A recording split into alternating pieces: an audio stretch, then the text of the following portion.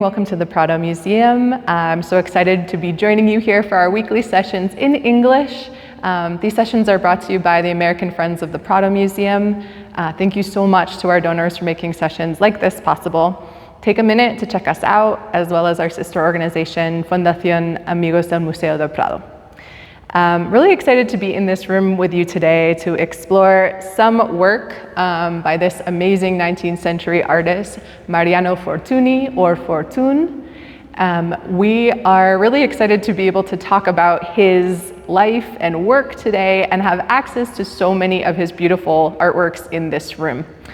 So over here, we have a little bust of him so we can take a look.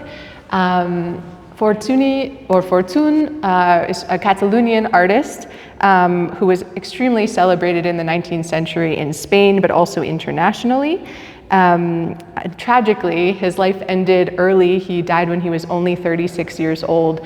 But in his career, though it was so brief, he was giving us examples of many different important artistic movements around Spain and Europe. And happily, being here in this room, we're going to get to take a look at a couple of those examples today. I'm going to start us over here with this work. This is the Battle of Reus, and this is a really great example of his work from the early part of his career. So we would call this an example of a sort of academic history painting, and these paintings tend to be really patriotic in nature. The interest is sort of commemorating an important historic event, and the way that they're painted really reflects that.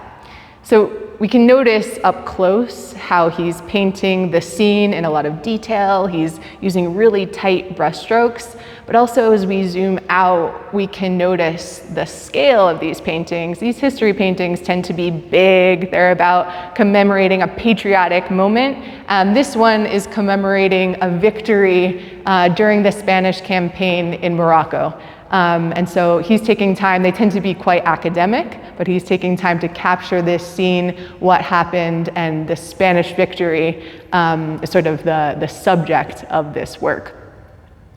So this is the early part of his career, and this is sort of a style that we see in Spain.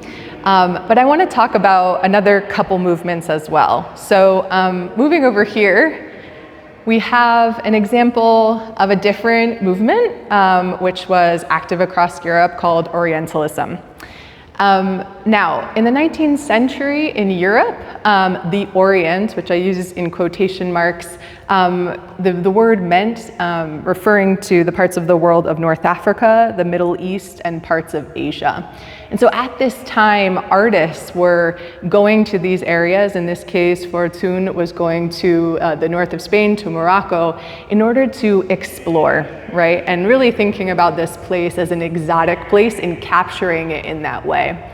So in the painting itself, we see him painting some local people. They are on a horse. We see another animal, and he's spending a lot of his time and interest and skill really trying to capture that Moroccan light.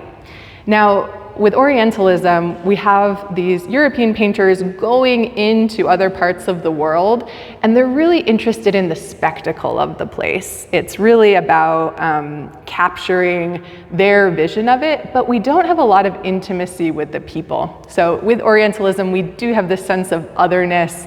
We do have this sense of putting on this exotic show.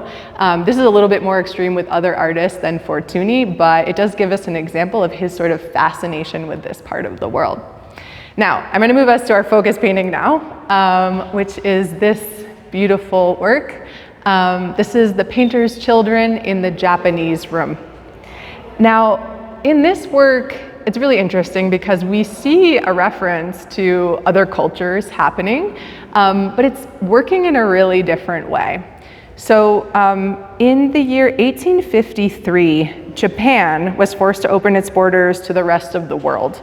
And one of the things that happened is you had Japanese cultural objects, functional objects, artist objects flooding into Europe, and this caused a big interest in this aesthetic.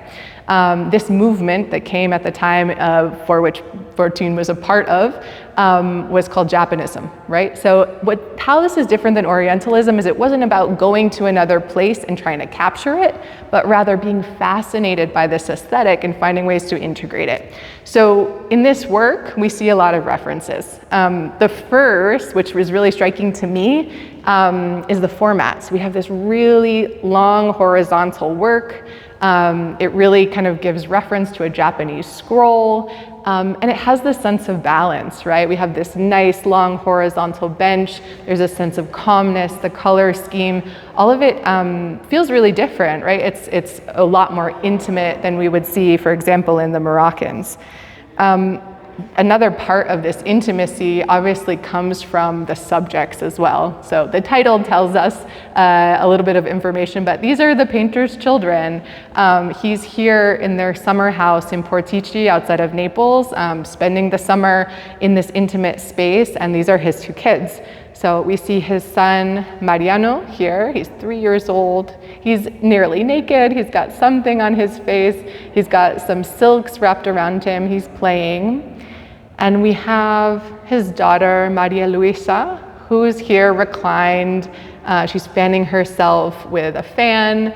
So this is a very casual moment, a very intimate moment, and having his own children at the center obviously creates this sense of intimacy. Now, another element of this painting, which is really interesting, is that who it was for. So this painting was actually meant to be a gift for the painter's father-in-law, who's Federico de Madrazo, who also is a painter and was also a director of the Prado Museum. So knowing this, we have this intimate portrait of the painter's children, but knowing that he's also planning to give this to his father-in-law, it's an extremely special object, extremely intimate object. So the intimacy of this, we know, and in addition, we can know the reality that the painter actually died the same year. So this painting is actually unfinished and was never finally gifted. You see a little bit of evidence here in the corner. We have this really loose brushstroke. We're able to see a little bit of the artist's process. And it's, obviously for such an intimate painting, really tragic that it wasn't finished, and tragic seeing this moment, his young children in this sort of special space, understanding he died at only 36.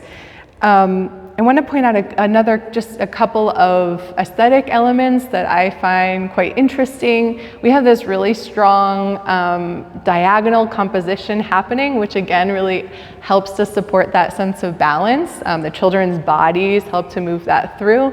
And of course, more of these sort of Japanese elements. We've got the paintings of the butterflies right here on the wall, the blooming branches, really minimalist. And so beyond the Japanism that we see happening in this painting, also an example of the more modernist techniques beginning to happen as we're entering kind of the end of the 19th century. The work is gorgeous in a lot of ways. He's really loose with his brushstrokes. You can see that he's playing with understanding what is the least I can do to give a sense of this space.